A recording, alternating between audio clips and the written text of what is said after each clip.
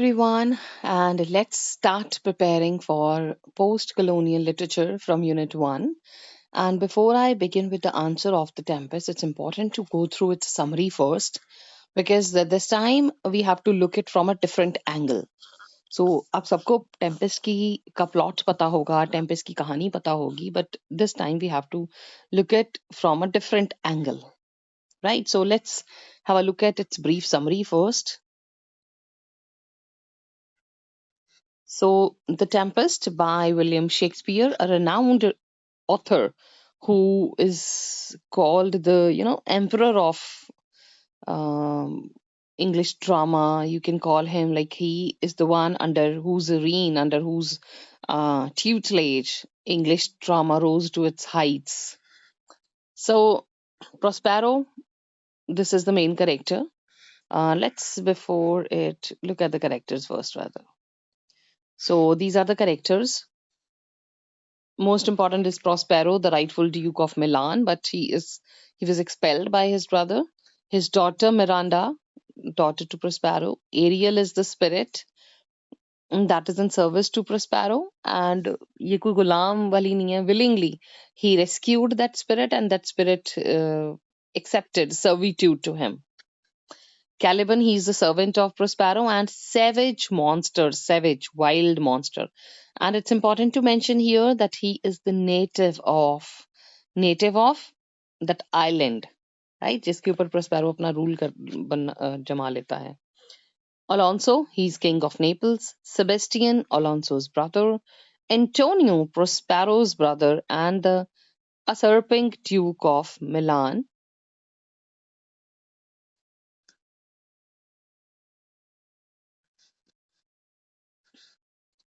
Then after Antonio, Ferdinand, he is Alonso's son. Gonzalo, an honest old consular. Adrian, a lord serving under Alonso. Francisco, a serving lord serving under Alonso. Then we have Trinculo, we have Stefano, we have Juno, we have Ceres, Iris, Master, Mariners, Boatswain, Nymphs, Reapers.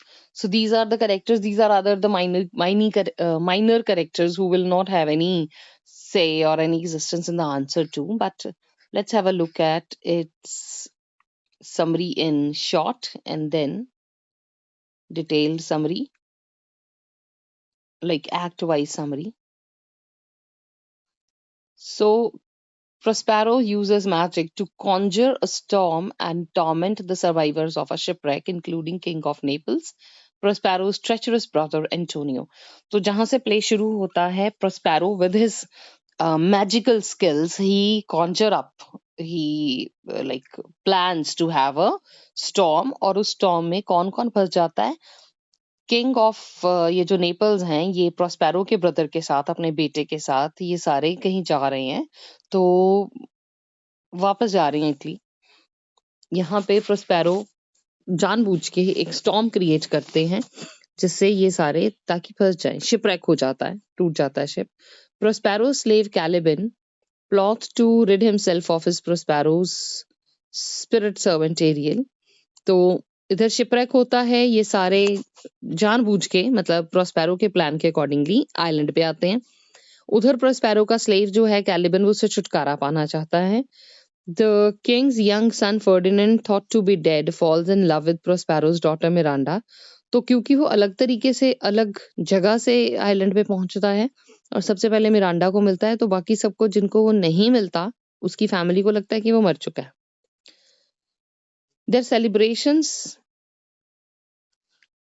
are cut short when Prospero confronts his brother and reveals his identity as the usurped Duke of Milan. तो उनकी love at first sight है यहाँ पे, उनकी शादी की, उनकी engagement की तैयारियां चल रही हैं, और एकदम से यहाँ पे प्रोस्पेरो आके अपनी सच्चाई बता देता है कि वो कौन है, कहाँ से आया, कहाँ से कैसे निकाला गया.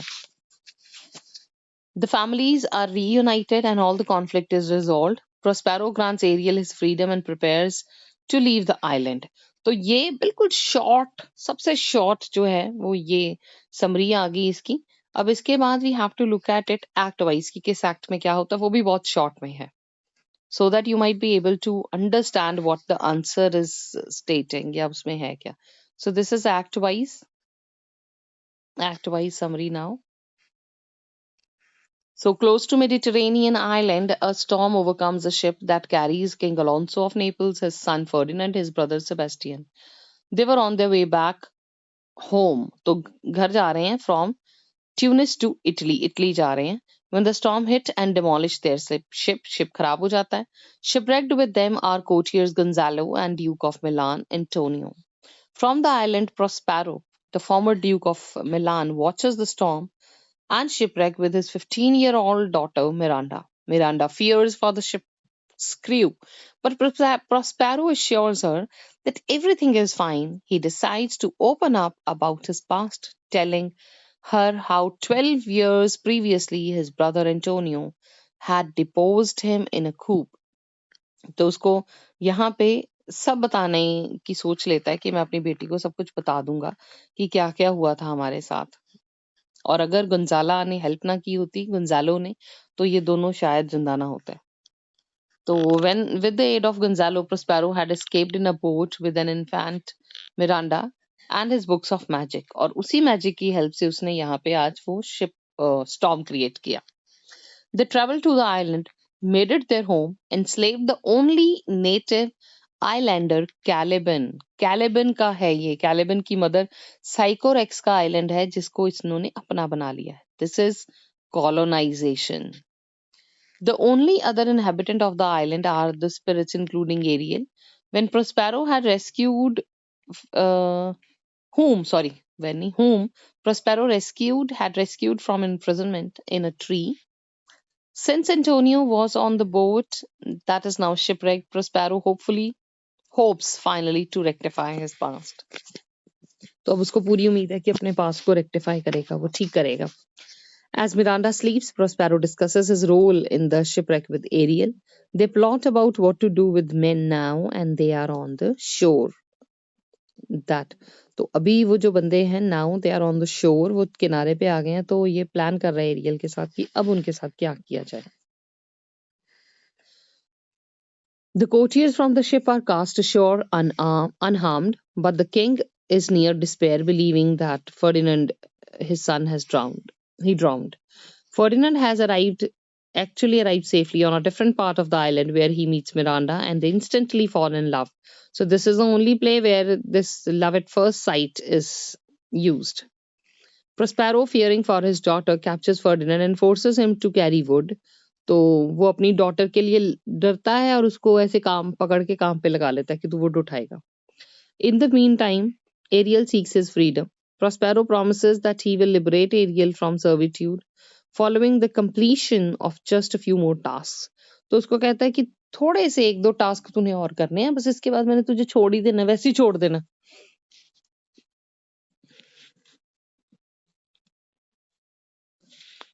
So ये फर्स्ट, अच्छा ये तो एक्ट 5 का सीन है. क्या एक्ट 2 में क्या होता है? Ariel uses music to lead the courtiers astray while Sebastian and Antonio plot to kill the king while he is asleep. तो जैसे एंटोनियो ने अपने ब्रदर को धोखा दिया था, उसका फ्रेंड सेबेस्टियन अपने ब्रदर को, किंग ऑफ नेपल्स को धोखा देने को है, उसको मार डालने की सोच रहा है ताकि उसको मार के ये राजा बन जाए. Their attempt is foiled by Ariel. All the people from the ship become ever more confused as they wander around. In another part of the island, the timid court fool Trinculo has come ashore and discovered Caliban. Trinculo hides beside Caliban from an approaching storm, and the ship's butler Stefano finds them. तो ये minor characters आ गए इसमें कि कैसे वो सारे एक दूसरे को कंफ्यूज्ड स्टेट पे मिल रहे हैं, कोई किसी के पीछे छुप रहा है, कोई किसी को ढूंढ रहा है. Now Act 3 and 4, this is actually in brief. Stefano, Caliban and Trinculo, at Caliban's suggestion, intend to kill Prospero and make Stefano Lord of the island. तो ये आपस में ही प्लान कर लेते हैं. कैलिबन बड़ी ऐसे चाल सी चलता है, उसके कहने पे ही, कैलिबन के कहने पे ये सारे तैयार हो जाते हैं कि स्टेफेनो को हम लॉर्ड बना देंगे आइलैंड का और प्रोस्पेरो को मार दें। They get very drunk before setting off to the sail to kill Prospero. पी लेते हैं कि ऐसे तो हिम्मत शायद होगी नहीं उसको मारने की, हम पी के चलते हैं, फिर शायद हम बड़े यू नो ब्रेवली हम ये कर पाएंगे। Ariel, who saw the whole thing in his invisible state, reports this wicked plan to his master. Meanwhile, Prospero has relented and gives his blessings for Ferdinand Miranda's marriage. Then he entertains them with a mask of goddesses and dancing reapers before he remembers Caliban's plot. तो वो Caliban के plot को याद करने से पहले तो ये सब ऐसे इंजॉयमेंट, सेलिब्रेशन सब चलता है। मास्क मतलब कैरेक्टर्स जो है अपने मुंह पे मुखौटे पहन के आके परफॉर्म करेंगे, राइट? तो डांस, म्यूजिक, इंजॉयमेंट सब हो रहा है यहाँ पे। Prospero and Ariel set a trap for the three plotters. तो फिर इसको याद आ जाता है और ये क्या करता है, प्रोस्पेरो एरियल के साथ मिलके इनको फंसाने का प्लान करता है। Stefano and Trinculo fall for the plot and become distracted by gaudy clothes hung out for them. तो मारने जाते हैं लेकिन बाहर बड़े अच्छे अच्छे कपड़े टंगे होते हैं, वो उनको देख के वो हो जाते हैं, like they are actually you can say worried, not worried, they are like carried away. After they touch the clothing, they are chased by the spirits disguised as dogs. तो जैसे ही वो कपड़ों को हाथ लगाते हैं तो जो स्पिरिट्स होती हैं वो उनको चेज कर लेती हैं। और स्पिरिट्स कैसी, डिस्गाइज्ड एज डॉग्स, वो डॉग्स के अंदर फेस में स्पिरिट्स होती हैं, उनको पकड़ लेती हैं।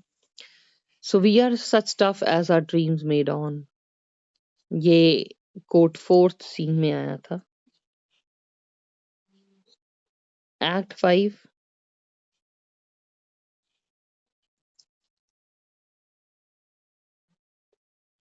Act 5 है Ariel brings all the courtiers to the cell where Prospero, renouncing his magic, reveals himself. वो छोड़ देता है मैजिक और सबको बुलाता है।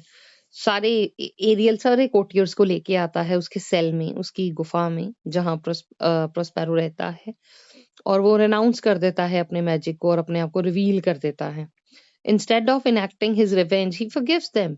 और बड़े ही हैरानी वाला माहौल होता है, बदला लेने की बजाय वो सबको छोड़ देता है, माफ कर देता है, and accepts the return of his ड्यूकडम। वो सबको माफ कर देता है और एक्सेप्ट कर लेता है रिटर्न ऑफ हिज ड्यूकडम, अपने किंगडम का, अपने ड्यूकडम का रिटर्न एक्सेप्ट कर लेता है। Ferdinand and Miranda are betrothed, मतलब they are engaged. Sailors come to announce that the ship is safe. So sailor आते हैं ये बताने की शिप ठीक है अब, जो डिमोलिश हो गया था। Prospero fulfills his promise and frees Ariel, while Caliban and the drunken servants are rebuked. तो कुछ नहीं करता, इनको झिड़के ही मारता है, बस इनको डांटता है कि तुम लोगों ने ये क्या किया, और एरियल को फ्री कर देता है। The play ends as all go to celebrate their reunions. तो प्ले कहाँ खत्म होता है, सबकी रीयूनियन हो गई, एक हैप्पी एंडिंग हो गई। And Prospero asks the audience to release him from the play. और प्रोस्पेरो ऑडियंस को एक अपील करता है एंड में कि मुझे प्ले में से फ्री कर दीजिए। What he says, late your indulgence set me free, कि आप मुझे फ्री कर दीजिए। अब ये जो इंडल्जेंस है, it can be like now you be part of this, इसको अलग अलग तरीके से इंटरप्रेट किया गया है। Let your indulgence set me free, एक इंडल्जेंस की now you are involve and let me free, right, कि मुझे यहाँ से फ्री कर दो। दूसरा इंटेलिजेंस होती है when you pay money to get your sense can say renamed of. तो वो यहाँ पे ये भी हो सकता है उनको माफ करवाने के लिए, to get his sense forgiven and forgotten, right. तो एक वो इंटेलिजेंस भी होती है, बट यहाँ पे he simply says he urges the audience to set him free from the play. So this is the summary, the whole summary. And now in the next video we are definitely going to discuss themes, इसके साथ ही कर लेते हैं। themes में क्या आएगा, यहाँ पे forgiveness और repentance आ रही है, एक बंदा माफी दे रहा है, दूसरा पछता रहा है, तो ये एक important theme है यहाँ पे। फिर quest for knowledge है, एक रेनेसां ड्रामा की तरह इसको अगर देखा जाए तो यहाँ पे क्वेस्ट फॉर नॉलेज है, ज्यादा जानने की इच्छा। और वो कौन ज्यादा जान रहा है? वो यहाँ पे वो ज्यादा जानने वाला प्रोस्पेरो ही है, जो आइलैंड के बारे में सब जान के उसके बाद उसके ऊपर रूल करता है। पावर है, yes, he is using his power to exercise his will on others, right? तो एक बहुत इंपॉर्टेंट यहाँ पे फैक्टर है, difficulty of distinguishing man from monster. तो यहाँ पे कौन मैन है, कौन मॉन्स्टर है? कहने को तो मॉन्स्टर कैलिबन है, लेकिन प्रोस्पेरो ने भी मैन वाली बातें नहीं की हैं, उसने उसको अपना गुलाम बना के रखा है, राइट? और तो यहाँ पे man is monster and monster can be a man. तो यहाँ पे वो वाली बात है, राइट? फिर colonialism तो है ही है यहाँ पे। So that is all. You can give it a reading. A very slow and steady reading can actually prepare you for your finals, right? So see you with the next video that is going to be on the answer of Tempest from post colonial angle. Till then, take care, bye bye, and stay tuned.